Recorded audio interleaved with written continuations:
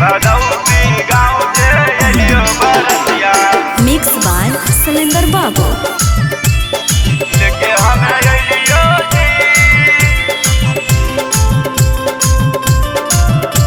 भदौती गाँव से अलियो बरतिया। अजियो रंगदार साली है करबो खुरापतिया, हियो रंगदार साली है करबो खुरापतिया। भदौती गाँव से अलियो बरतिया, भदौती गाँव से अलियो बरतिया। लेके हमें अलियो जी गाँव घर गोतिया, लेके हमें अलियो जी गाँव घर गोतिया। भदौती गाँव से अलियो बरतिया, भदौती गाँव से अलियो बरतिया। माँ प्रतिमा रिकॉर्डिंग स्टूडियो शेखपुरा। भदौती गाँव से अलियो बरतिया। लेके हमें अलियो जी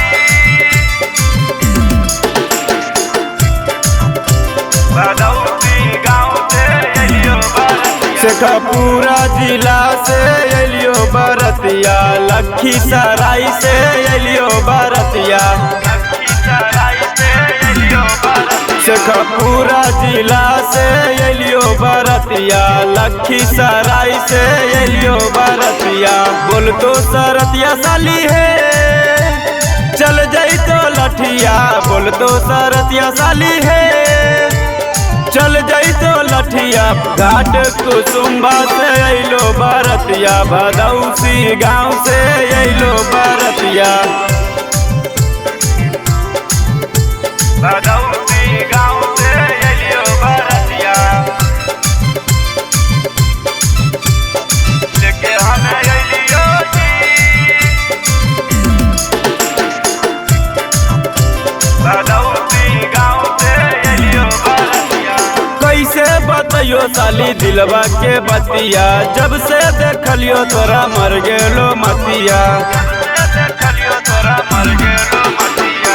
कैसे बतइयो साली दिलवा के बतिया, जब से देखलियो तोरा मर गेलो मतिया। चुन चुन मई पाल के है साली मनला ना बतिया, धीरज मई पाल के है साली मनला ना बतिया। भदौती गाँव से अलियो बरतिया, भदौती गाँव से अलियो बरतिया।